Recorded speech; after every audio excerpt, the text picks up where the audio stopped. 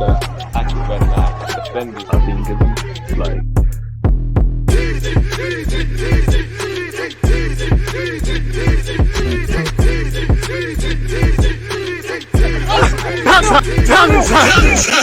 People, Deluded, I'm back again. Thank you very much for tuning back in each and every time. If, like myself, you're in the United Kingdom, then as usual, good morning, good afternoon, good evening, and in some cases, good night. I hope everyone's doing well and safe. I hope everyone's in good spirits.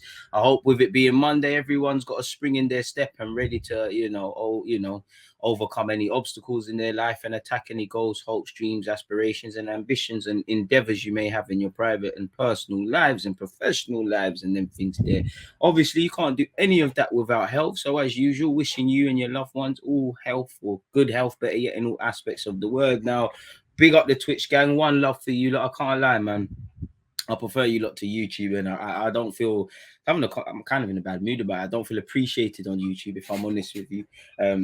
Yeah, it's like pissing in the dark. But anyways, one love to the Twitch gang. Obviously, throughout the course of this, let me know your opinions. We're obviously going to go over the final. I know people, the substitution of bringing on the penalty hero Kepa backfired. I feel Mendy and Thiago Silva's efforts are in vain.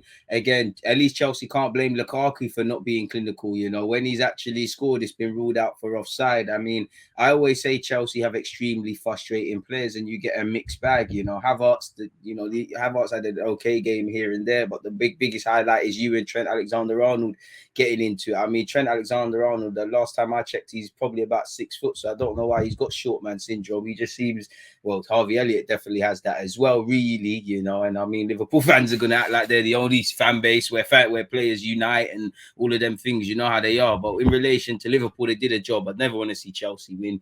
I feel sorry for Thiago Silva and Mendy of Chelsea. I feel their efforts in short were in vain. I do think a lot of decisions went in Liverpool's favour. You know, Keita's kicking man in the balls. I don't know how he's not been clipped for that. I mean, linesman's just flagging for anything and whatnot. It's crazy, man. Really, really and truly, it was quite a crazy final. If on one hand, I feel unpopular opinion, I don't understand why everyone's waffling about how entertaining it is. On one hand, I get it. You know, it was definitely one of the better 0-0s, but I definitely don't feel the final was entertaining. It was lacking a lot of quality by both sides, really. I feel on the scheme of things, in 90 minutes, Liverpool just edged Chelsea for me. Both had chances to win the game. You know, the only man probably not sleeping worse than Kepa, considering Kepa's penalty and the fact that he didn't save any penalties and his mind games backfired. Mason Mount, 2 chances, definitely his last one where all of us thought it went in, you know, like the world stopped, you know, the world actually stopped. He paused and he hit the post. On another day in the Prem, I said it at the time in the watch along, one love to you lot that was there. Any other day, I think Mason Mount hits that exactly like that. It clips the post and goes in. Unfortunately, it didn't. And, you know, again, footballers make mistakes. It happens, innit? You know, again, commiserations to Chelsea. Congratulations to Liverpool. You know, it is what it is, really and truly. You know, Keita should have been sent off. Harvey Elliott, short man syndrome, and, you know, that's going to be one for the ages. And it was quite funny. You know, man got Milner backed it, but man got shook as soon as Rudiger and the real Cowboys came true, really. You know, Trent Alexander-Arnold, some of the passes elite. Obviously, Matip got shagged by VAR. I don't even understand that one as well, as much as I feel a lot of decisions went in Liverpool's favour. I don't even understand that one. I know they say Van Dijk's offside in the build-up play, and I know Havertz was offside ultimately, but, you know, Chelsea haven't got clinical players, so it's no coincidence for me when it's crunch time in the final. I know they've done it in the Champions League, but Pulisic, Mount, Havertz, these guys can't cut it, really. You know, if we're real, Lukaku had one of the better games from himself off the bench in recent things. Obviously, it's going to be lost with all the talking points, but Diaz, what a baller. I mean, I don't know, man. There must be a bonus in his Liverpool contract. Every no-look pass, he gets money, but what a Bobby Dazzler he is. And, you know, obviously, I've said it before, when I look at Liverpool's team, a lot of them are present players, like Van Dijk and Salah. I'm not saying they're 40 years of age. They've still got about 3 to 5 years left in them, but they're very much the present. When you look at the Harvey Elliott's, the Trent Alexander-Arnold's, Curtis Jones, you know, Jota's not that old. They've brought in Diaz. These are the guys for the future, and I think Diaz is he's going to enjoy life in the Premier League and enjoy life playing for Liverpool once he fully settles, man. I think For me, he's probably Liverpool's best player. I know Van Dijk did his thing and other people, but I really enjoyed watching Diaz play, really. You know, Chalobah got kicked up in his balls, but he was stressed out in that left-hand channel. As a centre-back, he was in the trenches, really and truly. Ultimately, I feel the game there was heart-and-mouth moments. There was times where both teams could have wrapped up in 90, but both teams missing the cutting edge. For me, I feel Mendy and Thiago Silva are a level above their teammates, if I'm completely honest. Pulisic's decision making is toilet. Like, there was one incident, he's dribbling, and he should have played the pass like 10 years ago. Like, you could see Havertz is now offside, so then he plays it. I mean, Chelsea got a bag of frustrating players, even players like Ziyech and Hudson-Odoi, who played no part in it, really and truly. I mean, such is life. Chelsea can afford to lose one cup final. I mean, every other final they've seemed to have got to or whatnot, they've done the business, saying that fortunately they lost the FA Cup against Leicester and Liverpool did us a favour, really and truly. I feel it was an entertaining game, but quality-wise, I think it was really, really lacking, if I'm completely honest with you, but it is what it is, really. So, yeah, that's me. Chelsea should have won. Coulda, woulda, shoulda. They didn't, though. I'm proud DG Shy Havertz's first scrap. He's becoming a man now. Don't think that's his first scrap. Diaz is a baller. Bro, Diaz is 30, man. He's 30. What team do you think would suit Bielsa? Not a clue, if I'm honest with you. You know, Leeds seemed like it suited him to a T, really, but it didn't happen. Might as well move here permanently. I can't leave my Twitch channel, man. I mean, my YouTube channel. You know, I can't. Twitch ain't throwing me no bag. We'll move all our live content here and re-upload and repurpose on YouTube, but I'll never leave my YouTube channel, especially when I've not accomplished nothing.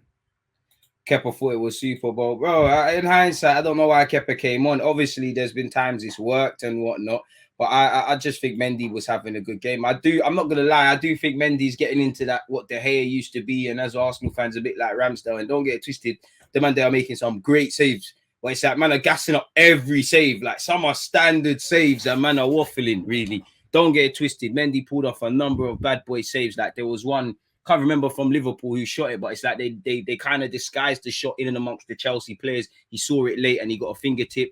Obviously, God knows who was it. It weren't Salah, it was Mane. Obviously, Mane, you know, did his thing, but the Mane chance, Mane should have scored. But on the other hand, great keeping. Probably should have kept Mendy on, really, really and truly. Obviously, shout out to Liverpool's keeper Kelly, because, you know, I think that tells you full stop where the trust is in it. Like, I'm not saying Tuchel doesn't trust his keeper and Klopp over trusts his keeper, but yeah, he started this Kelly, brother. He done all right. He scored a winning penalty. He done whatever. He's living a Liverpool movie. Obviously, penalties, Kepa can do his thing, but, you know, ultimately, Tuchel don't trust you, really. He played his best keeper, and I'm not begrudging him for that, really and truly. You know, Kepa's the most expensive goalkeeper, came off the bench to take the pens and be a penalty decider, and he did decide the game, you know. Rumours say that ball's still in orbit, really and truly. Now, commiserations to Kepa. That looked like muscle memory. I don't know why he's absolutely banged that. And what I would say is, it genuinely looked like the Liverpool keeper practiced penalties and Kepa didn't. Kepa was just involved in some shit mind games. Like, you know, the Van Dijk, I think people are gassing up Van Dijk's penalty as well. It's a fantastic one, but man are doing the most. You know, I think the Van Dijk one highlights the mind games were dead from Kepa. Kepa's not getting on his line. He's doing foolishness. You know, it didn't bang. I feel Fabinho's penalty, Van Dijk's penalty is probably the best, but no one's talking about Fabinho's penalty. A couple of the penalties were really good, if I'm honest with you. A couple of them were jammy. A couple of them I was thinking, both keepers, surely someone's got to save, because you lot are getting close, very close. Leeds fans used to tell me Bielsa was better than Klopp. Right, boy, they're bugging. What a cup final. Kepa letting 11 penalties. You man are onto him. Kepa say 3 pen shootouts. They labelled him a penalty specialist already. UK media hype.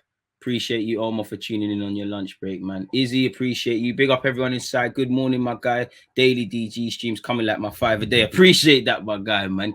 You know, as long as I can provide value. Anyone know why Elliott and Jones were originally left out? Can't fit everybody in it. Elite mensch from Harvey Elliott, you know, if you weren't, and I know he's a boyhood Liverpool fan.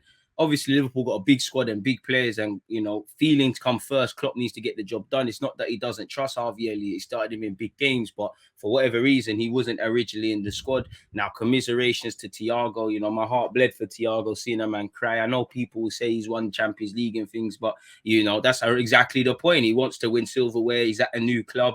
Again, it might just be the Carling Cup to some, but many people don't collect FA Cups and Carling Cups and things like that. And obviously, it's a cup final. He probably feels feels, he shouldn't, but he probably felt a degree of guilt and things like that. You know, the guy who came in for him is obviously should have been sent off. Watching it again. But yeah, shout out to Harvey Elliott. You know, he weren't in the squad. He scored his penalty. He got involved in the Rattleman thing. You know, he looks like he's had his first beer and that. It looks like he's got little man syndrome. He's living the movie, really. He's living the movie. So many fouls that weren't fouls got, bro. The linesman and the ref, they defo done some bookie bets and things, man. Defo done some bets. They were trigger happy, man. I understand the Kepa sub, but on one hand, I don't. Obviously, if it worked, we'd be gassing him and things like that. But it just seemed like Mendy's already there. Obviously, when you bring a man off the bench, he's got to get his mindset in there. He's got to get his mind sorted out. And obviously, it happens, innit? Like you said, it's just one of them days. But to play devil's advocate, probably Kepa could have held on the bench. Bro, I want the League Cup so badly. Bro, I don't even think Van Dijk got baited that side. Kepa tried to do the bad man thing. Van Dijk said, I'm better than you. Don't let the hair fool you. All right, you want to do the bad boy keeper thing? All right, save the shot. And you could tell when that man's practiced, really. Kepa got his karma for doing Sarri dirty. My Liverpool fans moving shameless already, quadruple calls. Them man are shameless, man. They take pictures with trophies from 2 different seasons and that, but I'll be doing the same. The only thing with Liverpool winning it is one love to my Liverpool fans, but man, carry on like they're the only ones to win a trophy. They're the only ones to see a player rattle someone. It gets a bit cringy, man. I do think Chelsea fans can be cringy, Arsenal fans, Spurs, United fans can be cringy. They've all got little cringes about them. I think that one is about Liverpool. That's Liverpool's one. Like someone could drink a bottle of water, they'll move like that's the only Don that's ever drank a bottle of water. But again, lesser of two evils. I'm happy Liverpool done the job, really, Carl. Obviously, I'm sure both teams got different priorities. And it's been a fantastic week from Liverpool, really. They needed to show up in 2 games. They smacked up Leeds, where do you really get brownie points for that? On one hand, yes. On the other hand, no. And obviously, I'm sure Liverpool and Chelsea, they think, you know, it's a final. So all that matters is getting it done. It's not necessarily about quality, but isolated to the game. I'm sure there's many improvements Klopp wants to move with. And, you know, Liverpool are licking their lips. Forgive me if I'm wrong. You know, I don't know who they got next week. Well, this week in the Prem, but they're chasing City. And boy, City look like they're feeling the pressure, really. You know, man, having to cheat and that really, you know. Again, it starts. If I was Liverpool, I'd start the campaign. Imagine Everton never got that penalty, got that penalty shout, and certain things didn't happen in the Arsenal game. City look like they're slugging through. Pep looked like in his press conference he's feeling the pressure, but you know, with Pep it could be some Trojan horse thing. But Liverpool are back at that. Liverpool probably full of confidence. Obviously, next week Champions League is back. Liverpool, fantastic club, achieving fantastic things, and you know, I'm sure there's going to be a hell of sadness when Klopp and Liverpool have to depart because they've made some fantastic moments. And Klopp's won a competition. He actively tries not to, it might be. That's what made it certain irony, man. A penalty is a shootout. It's a lottery, man. I feel it, man. Obviously, banter aside, I don't feel safe for Kepa, but yeah, it happens, innit? What I would say is, bro, you've got to respect people for stepping up anyways, you know? It was funny, Reece James doing all the all the man there doing all the and then it didn't bang, you know? When you be shutting up fans and crowds and that, you need to make sure your team wins. Mason Mount and Kepa 100% didn't sleep yesterday. 100%. 100% did not sleep. Trent played well, man. It's just defensively, boy, I can't lie. Trent looks a bit shaky. There was a great tackle from him, but there was times they were getting in between him. You know, it does look like genuinely it's a culture shock when Trent has to defend, and it would be for anyone. 9 times out of 10, you know, Klopp is telling you to be the creative guy. Liverpool are on top of teams half the time, so it probably is going to be a culture shock when Trent has to defend, really. Mendy or Kelly, who performed better? They both did their thing. Obviously, you know, I think Mendy played better because I just think he had more to do. I don't think I feel Kelly. Liverpool were just a bit better than them, man. City, they should be feeling the pressure, man, really, because the only way is down. The only way is down. You know, when you're at the top, the only way is down. But at the same time, Liverpool are going to start feeling pressure. You know, there's expectation on both teams. Every point means everything in this league, but it's going to mean everything more. Crazy how Kelly already had a more productive career than Adrian. Just Kellier's got a little good thing for him going there, being second choice. Appreciate that. Ooh, Trent should be a winger. No. Unpopular opinion, he could play midfield, but I don't think he'd be as good in midfield as he is at fullback. I think he's got eye in the needle, but if you struggle with the defensive arts and off the ball, that's going to be highlighted greatly in midfield. I think I don't know. I don't think Trent will be a top midfielder. Personally, I used to think, and then I started to deep. I think there's a lot of variables. I think he could play Premier League football week in week out in the Premier League in midfield, but I don't think he'd be as good or anything close to what he currently is. People, if I'm completely honest with you, like I said, the major talking points. I just want to know why. I want to know why Keita didn't get sent off at the time. I didn't think it's a sent off. Watching it again. Oh, Trevor Chalobah's been hitting the crown jewels, and getting ripped by Diaz is one thing and must hurt enough. But my man, crown jewels. Both had eyes on the ball and them things there, but it is what it is. I need to find. Chalobah allegedly said had to get stitches because of this. I hope, Lord God, stitches around them sides, crazy. Trevor Chalobah said I had to get stitches because of this. The ref is right there. I don't get it. I mean, refs had a mare with that one, but it is what it is, man. If Chelsea had better finishing, they'd be they would have won the game really and truly. They had the more. I think Liverpool the more dominant side, but you man had the more clear cut chances. Mason Mount could have had a brace. Trent is lucky he plays in Klopp's system. I don't think he's lucky, but I do think when a next manager comes in, and if they want something else from Trent, then you're gonna look at it a bit differently, really and truly. But he can't tackle as a fullback. Why not wing it? Don't understand that one. I hear the Beckham shouts, but it's amazing how much space he leaves. Hella space in behind, man. But anyways, Big Rom's highlight this season pulling Marie's hair, bro.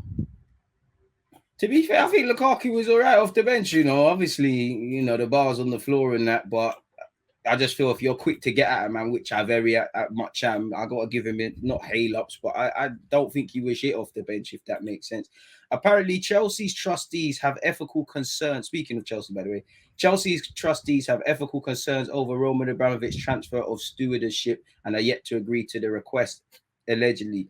The owner, as you know, Roman Abramovich said over the weekend, shortly before the Chelsea game, they gave a following statement condemning what's going on in Ukraine, and obviously how Roman is basically still the owner. He's basically using someone else's Netflix account with the same laptop. It's being moved around and things like that. Obviously, with what's going on geopolitically.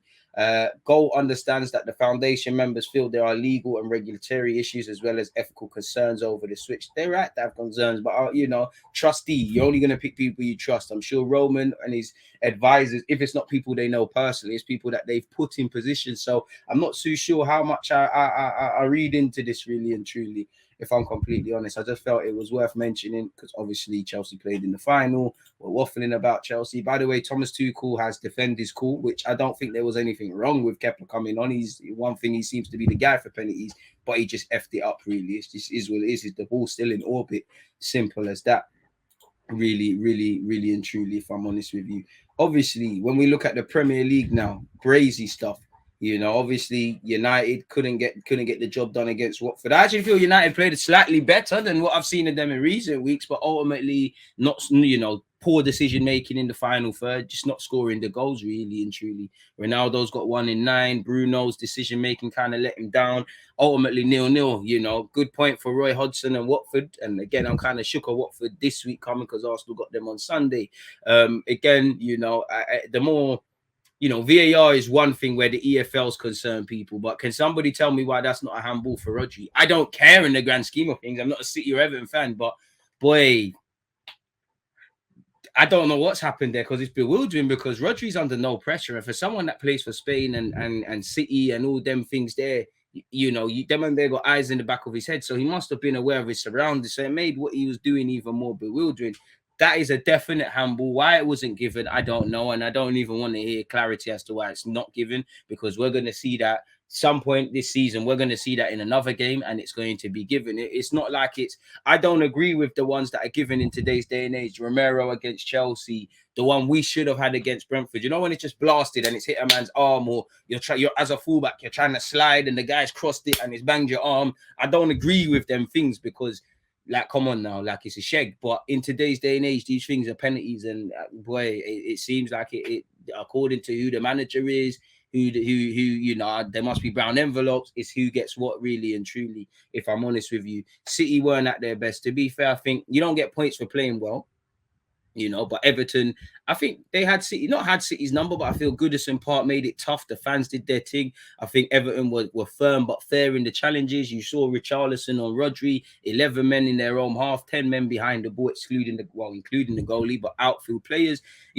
What they were trying to do was working. They had their own chances. Richarlison forced the Is it good save from Edison? Probably. Is it a poor shot from Richarlison? Probably. The two truths can live in the same realm, innit? So ultimately, and Lampard was fuming. He said his 3-year-old daughter could see that's a pen, fuming. But Lampard, I can't lie, you was a bit of a diver as well, as a player. So boy, I don't know about injustice for you. But anyways, away from all of that though, people, in terms of the results, West Ham beat Wolves 1-0. Leeds United, Bielsa, that's his last game. We're going to get into that. But Bielsa, what started very well, got Leeds promoted, back to the Premier in however many years, ends with him getting smacked with Spurs. You done poor when Spurs can seal your fate, really.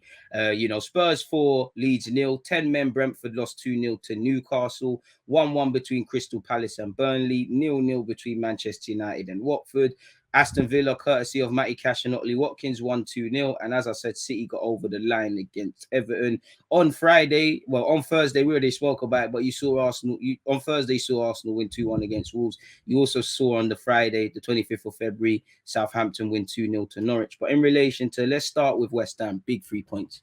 Big 3 points, big 3 points. 6 big points dropped for Wolves in this Champions League, Europa League place. I feel Wolves have been a bit meaty in the last 3 games. I feel they were meaty against Leicester. They got the job done. I feel they were poor against us. They just scored and sat back. They were acting like they were playing City against us, and we did what we needed to do. I think they were poor against West Ham. I'll be real. Obviously, there was a couple of good players and whatnot. Fabio Silva looks like he might need a loan or something. He don't look like he's ready at the moment. I think the subs took a bit too long. I think they're a bit predictable. I think they're a bit negative. That being said, Antonio and Bowen was poor in my opinion, but they're not sorting out their footing. Saying that, I don't even know how technically Antonio got man of the match, but it is what it is. And I think it's summed up with the goal, man. The goals come from a throw-in, and it's really poor defending by Wolves for a team that's actually good statistically. It doesn't matter. West Ham get back to winning ways, and that's a big 3 points, considering the fact that Spurs also won and United dropped 2 valuable points. This is what I say. You got to be careful of these bookie teams. These sort of teams fighting relegation, whether they stay up or not, these are the guys you got to be careful of. And as an Arsenal fan, of course, that what's going to decide our thing is United, the games against United, Spurs, Chelsea, Liverpool, etc., etc. But equally, it's not only for me, Crystal Palace, Southampton, Brighton, these bogey teams there, it's how you play against these teams fighting for their lives. Eddie Howe is pulling off results. They duppied Brentford 2-0. I'd rather Newcastle win than Brentford. Brentford beat Arsenal with Balogun and Pablo Marie. Thomas Frank started doing masterclass videos. Ivan Toney really thought he was bossy. They're carrying on a certain sort of way. Eddie Howe's doing bookie things. I'm shook of going to St James's Park. Equally, we've got to play Roy Hodgson's Watford next week. Well, this Sunday. We've got some difficult games still, really. I'm happy that we got Burnley out of the way. So it's more of a point gained for Watford than and 2 points dropped for United. I mean, United let a YouTuber keep a clean sheet, and Ben Foster, shout out to him. I'm keen to see the videos he puts up and things. Again, United had like 20 odd shots and 3 on target. So again, it tells the same story: inability to score goals, inability to be productive in the final third, and ultimately just get the job done. Really, it's business end of the season. So Alex Ferguson's got to be twisting and turning at seeing them sort of things again. To be saying that Watford had their own chances, 10 shots, 2 on target, but again, both teams not lacking in clinicalness really. So it's 2 points dropped for Man United. Big 3 points for Aston Villa. They've been on a bit of a wobble. Good win. Good goal from Matty Cash. And he got in trouble for his celebration, paying homage to one of his Ukrainian brethren, which obviously was going on. Watkins got on the score sheet as well. Josh De Silva also got sent off for Brentford. I did feel it was a sending off. And if I haven't, shout out to Joe Willett. Carrying on with Leeds, though. Going back to the Leeds Tottenham game. So with Leeds, again, as much as I rate what Bielsa does and things, well, you can't defend like that in the Premier and have a future, man. You're shipping too many goals. Like literally, it's cricket scores game in, game out. What Spurs put 4 against them, we had a handsome scoreline. United put a handsome scoreline. Even though they drew, I think with Villa scored 3. It's not sustainable, really. Dallas You know, Dallas is probably the one guy with worse decision making than a couple of the Chelsea players in the final. Dallas, I don't know why he didn't pass it to Rafinha. Not that Rafinha had the best of games and all of those sort of things, but boy, they got smacked in it. They got smacked. They had their half chances. You know, they hit the poles. There was a header that skimmed wide. But they're robbed. Rodrigo is robbed, respectfully. You know, heart, desire, these things will only get you some way. And as you've seen with Sheffield United and a few years ago with Reading, everybody gets found out. You know, Leeds, man, was saying they're going to do this, that, and the other, and I don't doubt such. But, you know, they didn't adapt. They became predictable. They play like Leicester. They play emotion to a more exaggerated degree. They play emotional football. They can score goals against you. They can stress you. But ultimately, anytime you go forward, you've got a chance, really. And, you know, big up Ryan Sessegnon. I think he had a good game for Spurs. Obviously, Son and Kane linked up again. Kane, eyes in the back of his head, really.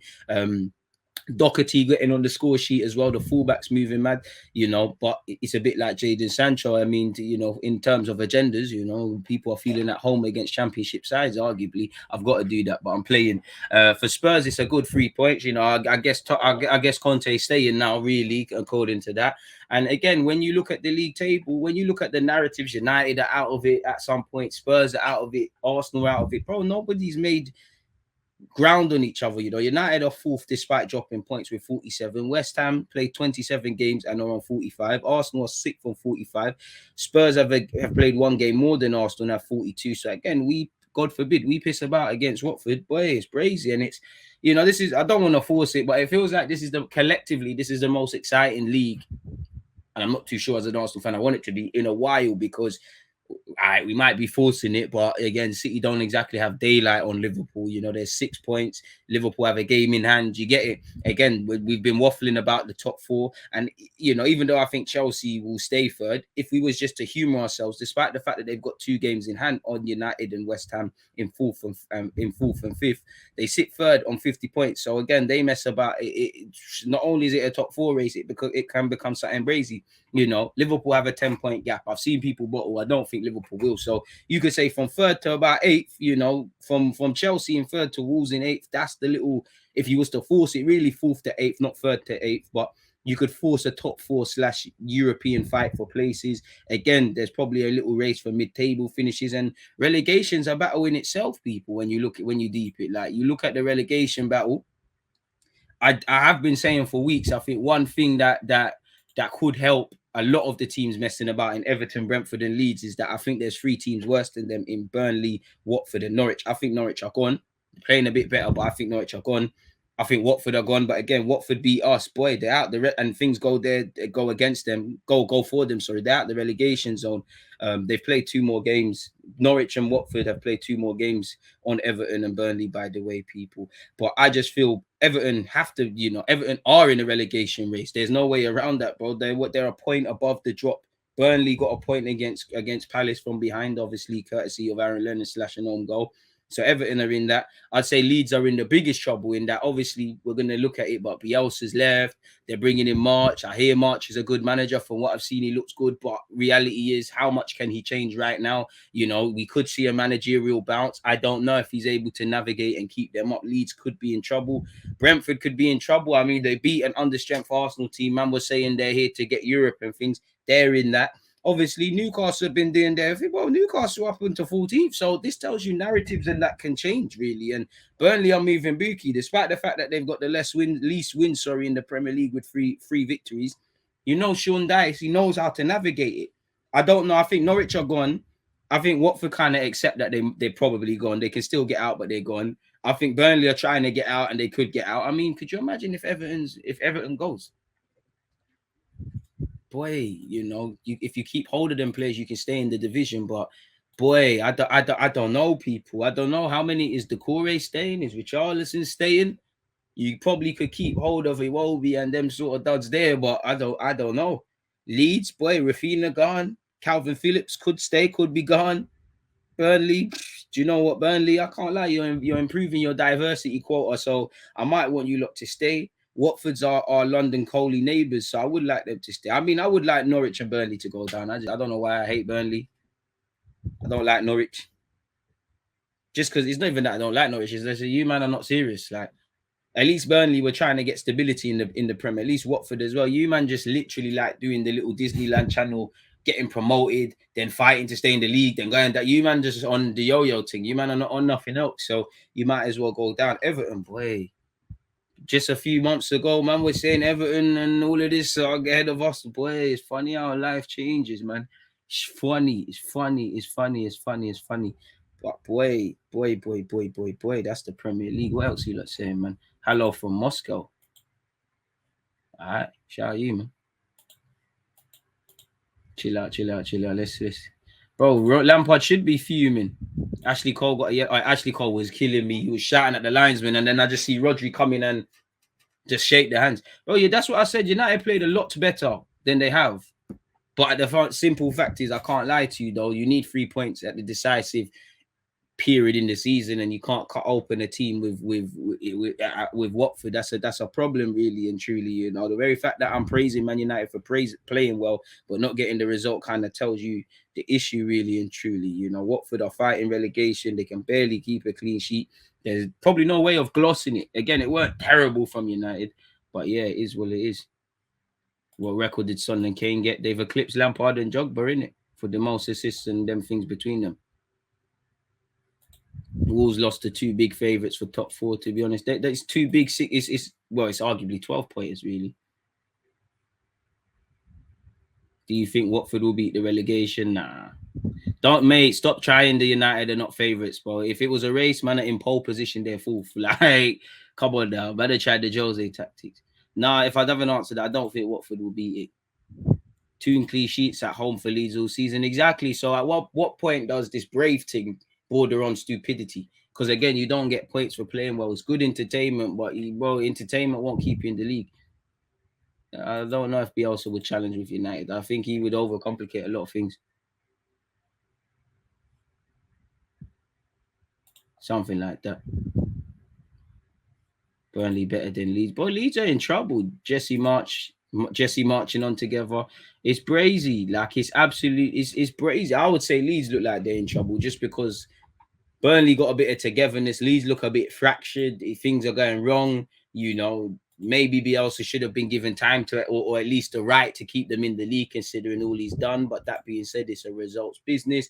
Should we look at, well, I bet as well just read it out, people. Obviously, yesterday, Leeds United, and I can't lie, the way Leeds United dealt with it, for me, if I was Bielsa, I'd be a bit vexed because, you know, you came out with the statement a day later when it was already known. If something was clearly leaked to the press, to the way you got Jesse March, that was always in the building blocks. You know, obviously Bielsa, he's a bit weird with the contracts and things like that. So they probably thought he was going to move on. I think he would have stepped down at the end of the season. But I mean, logically, if you own Leeds and you're seeing this concerning form, let's not act like it was just yesterday. Surely you might be shouting agents a bit quicker and seeing what can be done. But Leeds United can confirm the club have parted company with head coach Marcelo Bielsa. You know, Bielsa, I wonder what your translator Don's going to do. As you know, the 66-year-old was in charge for 3.5 years, and he took the reins in 2018. He transformed the club's fortunes on the pitch and led them to the championship playoffs in his first full season. In his second year, obviously, he achieved promotion as well as the championship title. He won the division by 10 points, and he got Leeds back to the Prem for the first time in 16 years. He obviously helped them to finish 9th as well. This season has proved a myth. They've got 5 wins all season. That's only one worse with that is Burnley, I believe.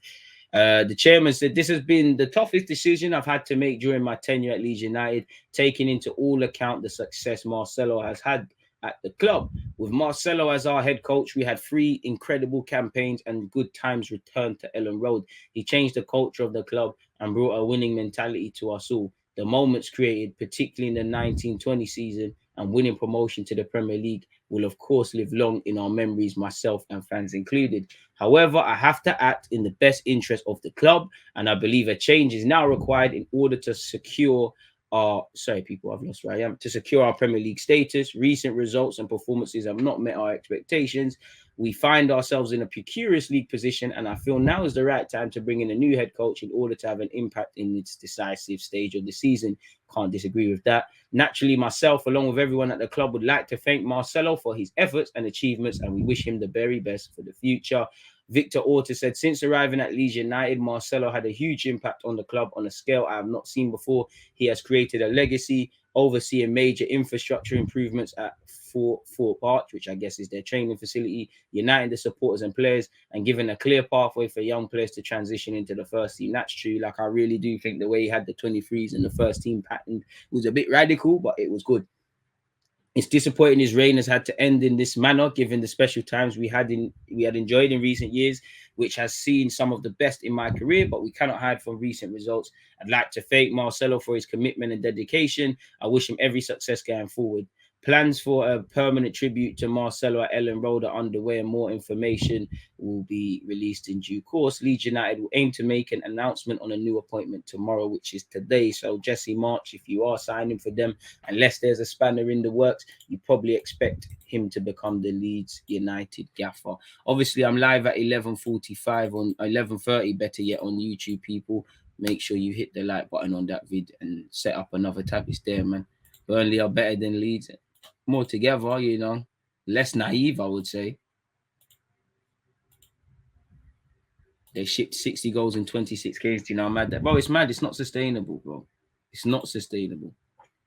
This is what overachievement does. Championship teams don't drink. To be fair, I don't think Leeds owe him nothing. If I was Bielsa, I'd feel a bit hard done by for what I've done. I had, like you said, overachieved, but at the same time, you know, it's not what you're doing, it's what you've done, and maybe you need to quit before they quit you. Really, Bielsa is a mad humble guy. Just used to see him randomly in Morrison's doing his shopping. Fair enough, you know. I don't know if shopping makes you humble, but fair, I do get that. Someone said they want Leeds to get relegated to get Rafinha for 25 mil. I didn't say it, innit? Boy, a lot of sharks will be circling, probably sharks that could give him Champions League football. I just think Leeds didn't adapt ultimately, and like everything, you get found out. Like, what, you know, it's a bit like Brentford this year when they've, you know, it was a bit of a culture shock. Now, obviously, people have done their homework naturally. Like, it's gonna happen. Big up yourself, Michael, man. Appreciative to everybody who's tuned in. It's always a good one on Twitch, man. You lot behavior. So shout out to H for gifting out a community sub as well, man. I didn't even see that. I have to go on the YouTube tab, Twitch tab to see that. Oh, he did his thing. But again, they want to stay in that league. If Leicester can sack Ranieri after winning the league, then Bielsa is not exempt. Exactly, so it's a results game business. This is why I always say you should, if he did ever have thoughts about leaving, you should quit before the game leaves you. Look at Brendan Rodgers. Any job that was, you know, Arsenal, Spurs, United, any job that it looked like the gaffer might go, yep, hey, Brendan, even City, Brendan. Now, I'm not saying that's gone, but nobody's really screaming Brendan. In fact, he could, apart from his wife, he could probably even lose that Leicester job. Sometimes you have to get out of situations before it shakes you, man. Really. I'm from Brighton, but always a Gooner. What Brighton have done to establish themselves in the Prem is fantastic for them. They accepted they had to play boring football for a few seasons. That's true. And even that, big up yourself, my guy. Even that, there might come a time where it's looking shaky for Graham Potter, really, you know. But I get the vibe that Potter will, I think in the next 18 months or so, Potter will get a decent offer and he might do this thing, really, if I'm honest with you. But he's got stability at Brighton where you might not have anywhere else. What Brendan Rodgers had at Leicester, or like Bielsa had at Leeds, and many other examples. But the thing is, it's a results game business, and you know, man, don't really think about what you've done for the club and all them things. Like you said, when Leeds are shipping goals, when relegation, they're flirting with it. I'm sure nobody really wanted to pull the plug on it, but boy, it is stubbornness. And at the end of the day, you got to do it your way, innit? Like, you've got to be able to adapt, because if you don't survive, but as long as, in my opinion, anyways, when it goes wrong, at least you can say I did it my way. Then that would allow me to sleep at night. Like I look at Emre at Arsenal. I've said it before. I think Emre would have done things a bit different. I don't think he was true to himself. I think he had to play a bit of a game and things like that. Just be true. All you can do is be true to yourself, do things your way, and then you can't really have regrets, really. I'm sure Bielsa has regrets, but as you said, it's stubbornness. No matter how stubborn you want to be, you need to keep clean sheets, or football's a very simple game. You know, the more goals you put in your opponent's net, the less you concede in yours. You're in a good scenario. If you're not necessarily scoring and you're not keeping clean sheets, it doesn't matter if it's an isolated game or a period of time. As you lot know, this ain't Formula One. This is simple stuff, innit? Really and truly. You're not, it's brazy. You know, as a manager, you have to stick to your principles, because where would he be? Where would Klopp be? Where would Pep be? What would Wenger have done? What would Rinus Michels? Where would Ferguson be if they didn't stick to it? But all of them at some point have had to have balance. They've had to adapt. I always use Jurgen Klopp as an example. You know, you look at, obviously personnel plays a big part, but the philosophy, he was just on that. Klopp used to be on that heavy metal shit from minute 0 to 90 one way, and it was entertaining. But he saw, I can't win Champions League, I can't do the Prem thing. If we need to keep that philosophy and bend it a bit. And you saw, for me, you saw let Liverpool improve defensively before Van Dijk and Alisson came in, and improve how they press from the front, how they manage the game. And then these lot, on top of them being a good goalie and good centre back and being game management and stuff, they took it to a next level. You know, Arsenal, I think people overrate our improvements, but we've improved a lot defensively, or in our mindset. There's still a lot of concerning statistics, but we've improved in that regards. We're doing a bit better. You know, anyone, you need to not let goals in. First things first. I mean, Wenger's only got himself to blame. You know, I love Wenger, but him always talking about, oh yeah, I could have went to this club and that club. You didn't, because you wanted to stay here, because whether it was your love for Arsenal, the comfortability you had here, or whatever mission that you deserve, you chose to do that, really and truly. You know, you chose to do that. So where does that one go? And the Real Madrid thing, they might not have put up with some of the stuff you did, as much as I love you. So again, let's be honest, as much as these guys, Bielsa, Rodgers, they might have felt I could have snaked it and gone off and done things, bro. They've got a certain, even Potter now at Brighton, they've got a certain degree of comfortability, which obviously, if you know, so again, results game business. If things are looking iffy, then it just simply put, it just starts getting brazy for you, really and truly. It starts getting very brazy. So yeah, man, that's where Bielsa and Leeds United are concerned. That's about 53. Sorry, folks. Again, timestamp. So again, moving away from that, let's put Bielsa up here. Moving away from, oh shit. I'm trying to move away from it, but timestamps are giving me a problem. There we have it. Obviously, you know, looking at some other news again, shout out to Aubameyang. I think he's got 5 goals for Barcelona. You know, he scored yesterday. Ferran Torres still can't hit a barn door. Adama Traore moving mad. You know, Dembele's getting booed, scoring bangers, and then people are breading. You know, Luke De Jong and Depay even got on the score sheet. You know, I watched the PSG. I mean, before I get on the PSG game, Pedri's a baller. We've been knowing Pedri's a ball. Pedri's the truth, man. I can't lie. For me, Pedri, Mbappe, Neymar, Messi, that man are the best in the world, really and truly. Pedri's different, man. Like, he's a scary individual of what he's got. I mean, how people can say Mbappe is pace and power, I can't lie. They're smoking the finest. Are you seeing the skills my man has? Are you seeing the trickery? You know, him and Messi, fantastic link-up play for Mbappe's goals against Saint Etienne, but it's the outside of the boot assist for Danilo for me, which makes everything in it. So Arsenal didn't play at the weekend, so they can't ruin it. Obviously, I saw Chelsea lose, and obviously United drop points on top of everything. So it's been a fantastic sort of weekend, really, where other news is concerned. Obviously, with what's going on geopolitically, I mean, there's a lot of sanctions allegedly, and a lot of things going on, people, and it seems like FIFA are going to have an issue. I mean, if I start reading some articles to you, FIFA imposed measures on Russia in response to invasion of Ukraine. FIFA, world's governing body, has imposed measures on Russia to reiterate its condemnation of use of force by Russia in obviously the invasion of Ukraine. They will not be able to play at home, and the team must compete under the name Football Union of Russia. There will be no flags or anthems allowed. They have also not ruled out a potential exclusion from competitions. I mean, can we do the same sort of thing when people are found guilty of racism and shit? Because I mean, the Ukrainian FA once upon a time,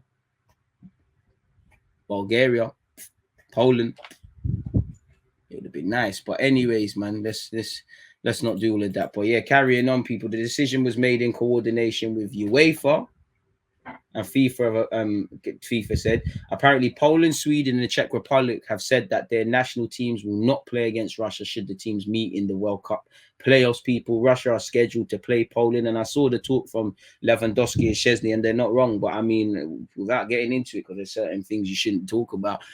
Boy, where was this from Szczesny and Lewandowski? Certain other nations that were on fuckery as well. You played with no problems, and I'm not saying you're not right for this or wrong for this. It's brazy. So it is what it is, people. Sanctions, like I said, apparently the Czech Republic are to refuse to play Russia, Sweden the same. England have also said the same as well, people. Not that I don't think there's a game schedule, but let's make sure I see that one. Apparently, if it loads. The FA have announced that England will not play international matches against Russia. They've said that their ruling applies to any potential match at any level of senior age group or para football.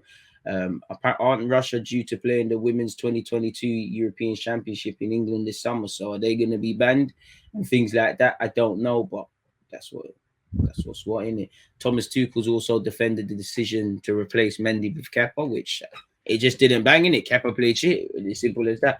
We brought Kepa on for penalties before. He's slightly better at penalty saving. That's why we did it. Sometimes these things can turn against you, but we took the decision for the reason. I just said in the dressing room that I hope nobody loses any sleep because that's absolutely not necessary. Tell that to Kepa and Mason and Mount, people. We don't know what would have happened if we left Mendy on the pitch. No blame on Kepa. Blame on me as the guy who takes the decision. To be fair, as poor as it's been, boy, they're the talking points. But you played 180 minutes of football. Has everybody done enough to get the result? No. These are 1 or 2 minute flashpoints in a game that obviously become the talking points nonetheless. But it's a bit harsh, really and truly, despite the fact of a number of their attacking players. For the fact that Lukaku out of Mason Mount, Havertz, and Pulisic had better decision making than a lot of these guys on the night in his minutes, tells you everything. But yeah, it is what it is. In that regards. Oba scores again. Sorry, folks, just making sure the timestamps bang.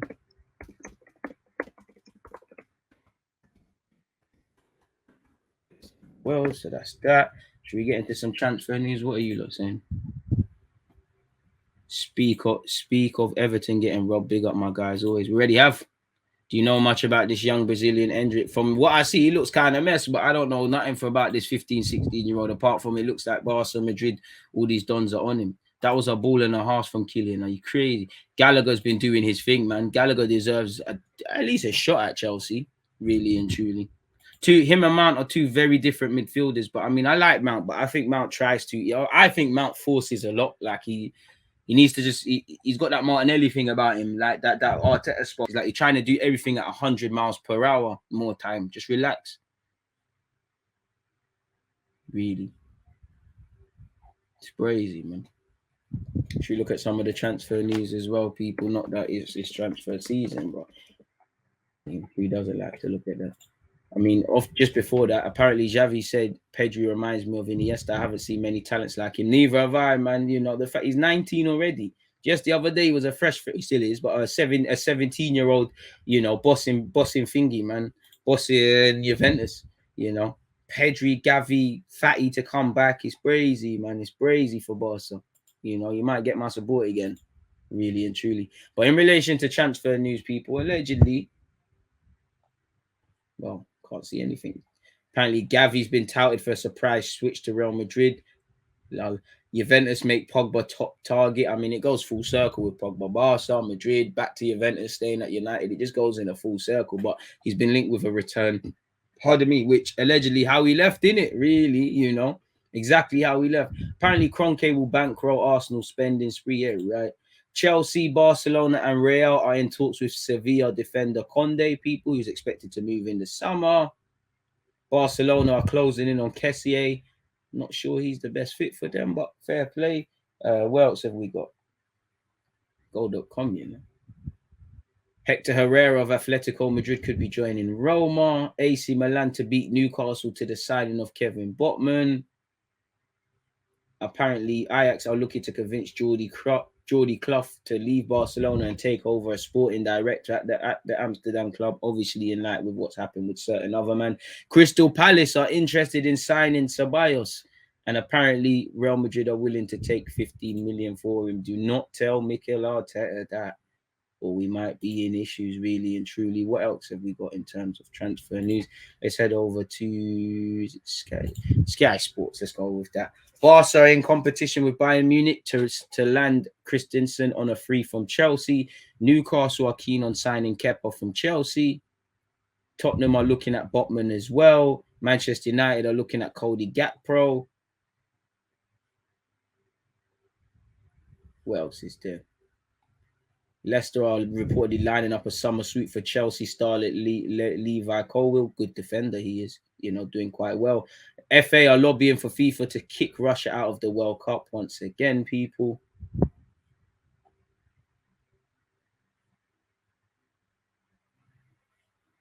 Apparently, Van Dijk has claimed it was taken for granted he would return and hit his pre-injury heights after a year-long out. Where Jesse March is to be named Leeds gaffer today. Manchester City are now reportedly the favourites to sign Erling Haaland, people. And, let's go on BBC.com and make sure that we've covered every bit of transfer news. Once again, in the last hour, Leeds are set to appoint Jesse March as their new gaffer, the American.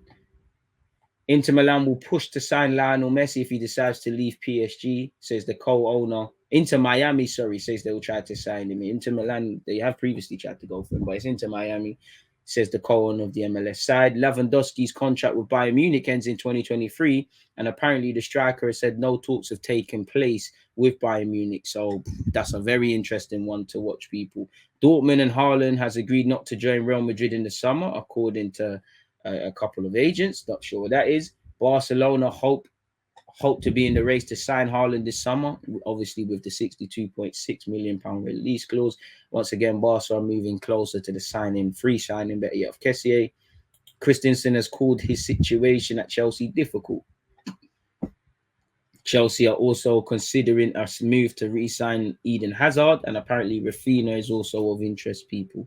Apparently, Marcelo Bielsa's sacking as Leeds manager could see Manchester United move for the club's 26-year-old England midfielder Calvin Phillips, although West Ham's Declan Rice remains one of the top targets. What else have we got here? Apparently, Roy Keane has told the club to appoint Diego Simeone. I'm not sure that's going to end well. I think, it's a bit like Spurs appointing Conte. Yes, it's a proven winner thing and whatnot, but once you get past those lazy but true facts, is he the right fit for United? Probably not. I mean, he would galvanize everybody and whatnot, but yeah, it is what it is. Oh, Aubameyang just can't stop scoring. Ralph Rangnick has major reservations about the prospect of Cristiano spearheading Manchester United's attack next season. Really? Who would have thought United need a younger striker where there's a bit more longevity? People like Ronaldo, especially the AGs, everything from top to bottom at that football club has to be spot on and off the field for him to really think, or is a hindrance. I don't think Ronaldo's the reason United are failing. I think there's a bag of reasons, but we all know the character, and obviously we've seen it many a times. It won't surprise me when Ronaldo leaves, couple players that are not rated start playing better. And obviously, the age Ronaldo's at, you can't afford to get it wrong. The very fact that he's dropping deep means he's frustrated on the pitch. But from a United perspective, you knew this with Ronaldo. Not too many of his goals are outside the area, if any. So you've got to double down on using him in a certain sort of way. Ralph Rangnick should have major reservations, really. The whole Ronaldo showing what it was to be under Ferguson and trying to pattern the youth them, it's not working really and truly. So yeah, it wouldn't surprise me. But then again, is Ralph Rangnick the gaffer next season? Because what if they knew whoever you're talking to be the next gaffer? What if he says, I want Ronaldo to stay? I don't even know if Ronaldo will leave. If Ronaldo, there is a chance he could bust out, such as Ronaldo, but where does he go? Running out of options, really, I'm not too sure. If Haaland goes Barca, what do you think that means for Aubameyang? Will he move to the bench? I mean, I think Xavi will find a system that plays the both of them. Aubameyang can still play off the flanks, but, Aubameyang would be a sideman. He'd have to hold the bench, and I'm sure he's cool with that, really and truly. Not that he's cool with it, but you get what I mean. I think he could be Mbappe's replacement at PSG. Messi and Ronaldo together, it sounds great, but boy, that means that they have to go. It's easier said than done, but for me, they would need to sign a manager that is like Zidane, or a manager that is like Messi, that is like Pep, someone that has as much clout as these players, because boy, I would like to see Messi and Ronaldo play together, but in reality, I don't know how practical that is, and whatnot. I heard Aubameyang's on $5,000 a week and he gets bonuses for scoring. I don't know if he's on $5,000 a week. It's Barcelona, man. He knew that he's not going to be the major player at Barcelona. He's just going to have to be a rotation option. And End of the day, it is what it is. He's living his dream, really. He knows what time it is. And if you play for Barca, Madrid, and all these things, you've got to be careful. You've got to be careful. You've got to be careful. You've got to want to expect competition. It's a bit like Manchester United. If you was a Manchester United midfielder, you had to know there was competition for places. Instead, there's a reality where Fred and McTominay now are playing week in, week out for that football club. Crazy, man. But yeah, man. That combo is going to be dead now between Messi and Ronaldo. To be fair, Dembele's career is definitely not dead. Man's won a World Cup. He's still at Barcelona. They're still begging him to stay, really. I wouldn't say his career is dead. Xavi just playing the political game, man. He just recognizes, all right, boom, from now to the end of the season, I can use Dembele in some sort of way. The beef with the club is the beef with the club. Celsius say Ranić's patience is wearing thin with Ronaldo has managed 1 goal in his 10 games. Right, you lot killed Ronaldo, boy, and appears to be drained of confidence for the first time in his career. I mean, Samuel is gassing it. You really think Ronaldo in his illustrious career? I know he's, big self-confidence, driving that. He's human. Do we really think in Ronaldo's long career that this is the first time he's lost confidence? Really? Samuel's lying a bit. Come on now. Come on now. See what he's saying, though? Well, no, I don't see what he's saying, but get the point. Buffon has signed a contract extension with Palmer until 2024. He'll be playing until at least 46 years of age. Great story for him, but uncle, go home, man. He's like them uncles that are still at the family function. Go yard, man. There's enough brandy, bro. Cut out now, man. Really, fair enough to Uncle Buffon, but yeah, but it's time to do up the coaching thing now, man. You're still in Italy. I'm sure Thiago Motta will give you a role and whatnot, man. It's time to do up management now, broski. It really is. It is what it is, though. Don't forget, I'm live at 11:30 on YouTube, people. That's more of an Arsenal-centric live stream. I'm back here at 4:30, folks, where we'll be playing Football Manager, obviously. Manager for managing that. And in relation to watch-alongs, I can't lie, people. I need to pull it down to a vote, man. Because again, there's football tomorrow, but I don't know what to do. I don't know what to do a watch-along for, people, if I'm honest with you. If I look at the just in front of you, if I look at the BBC fixtures, tomorrow you got Burnley, Leicester City, you've got Peterborough, Manchester City, you've got Crystal Palace, Stoke, you've got Middlesbrough, Spurs. What else have you got? Ooh, AC Milan, Inter Milan. What are you lot saying? Is that a watch along? Ooh, that could be one, Ooh, what are you lot saying? I think we found one. Then Wednesday's kind of fugazi. I don't know which one to do on Wednesday. You've got Luton, Chelsea, Southampton, West Ham, Liverpool, Norwich, Fiorentina, Juventus. What are you lot saying? Is it an Italian thing Tuesday, Wednesday? Thursday's rubbed. Thursday, come on, man. Everton, Bournemouth, allow me, man. Friday's rubbed. Saturday's all right. Well, Saturday, Sunday, we get back. Well, Saturday, I would say for me, from Saturday to next week is when it starts getting lit. Because obviously Saturday, we're going to do hella watch-alongs as we always do. Well, I say hella. We're going to be doing the 12:30 Leicester Leeds. We're definitely doing Liverpool West Ham, especially with this title challenge thing. These will probably be on Twitch. I don't think YouTube are rating the thing, so I think we're going to be here. Obviously, Sunday, Watford Arsenal will be on YouTube, but we're definitely going to do a Manchester Derby watch along. That will be on Twitch as well. We're going to double down on Twitch. Tottenham Everton, I think I've scheduled that for Twitch. So again, from Saturday to Sunday, it's like there's 30 games every week, really and truly.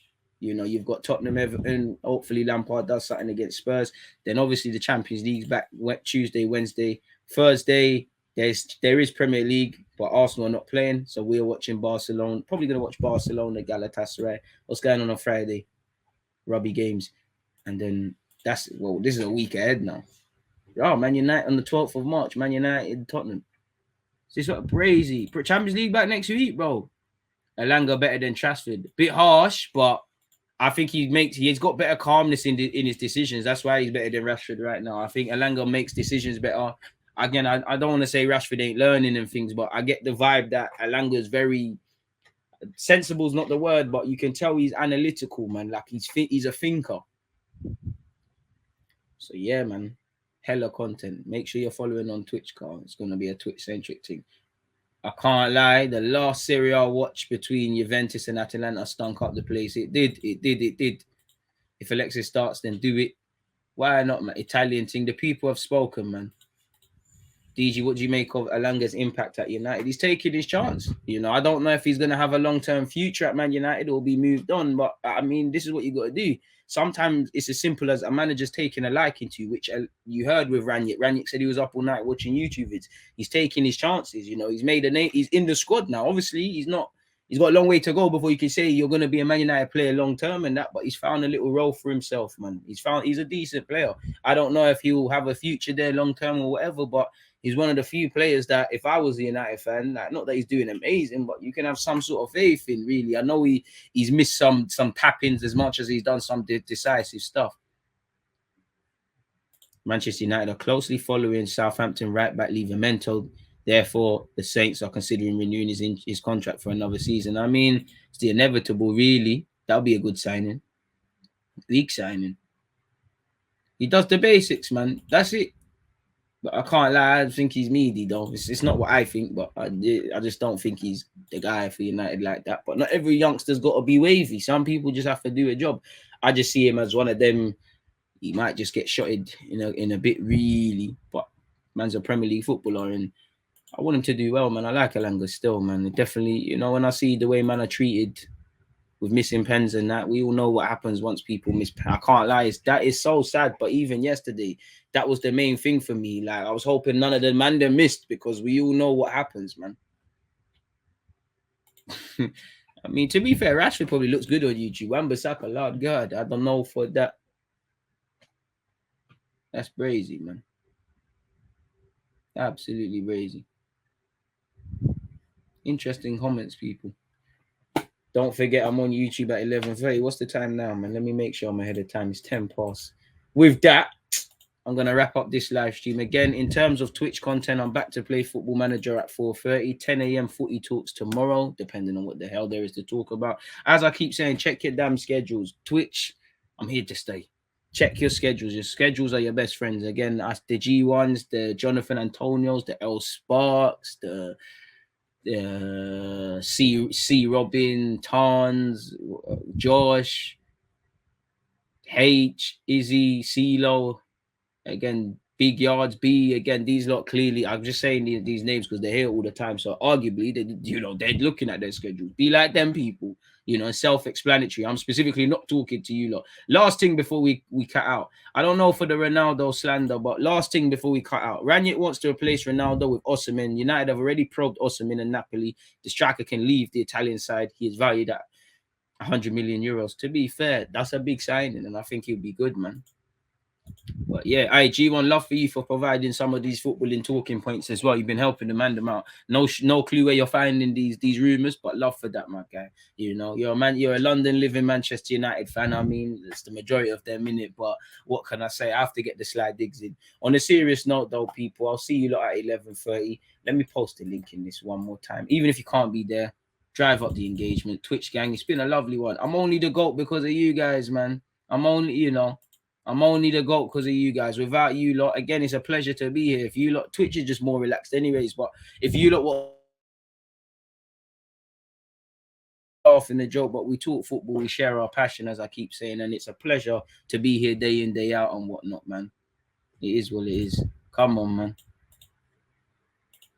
I've been to Manny before. I have to, man. Do you know what it is with the United fans in London? It's an easy shot. It's like Spurs with trophies. It's just an easy shot. It's an easy one to get at. But on a serious note, I'll catch you lot at 4:30. I'll catch you lot at 11:30 on YouTube, and I'll see you lot every other day, really, and true every day, really. Some of you probably see my face more than your dad's, and now people are like, oh, why did daddy leave mommy? Oh, apologies for that, though, man. Dark humor. On that note, peace. Because you always use that active when defending. I think it's like easy, easy, easy, easy, easy, easy, easy, easy.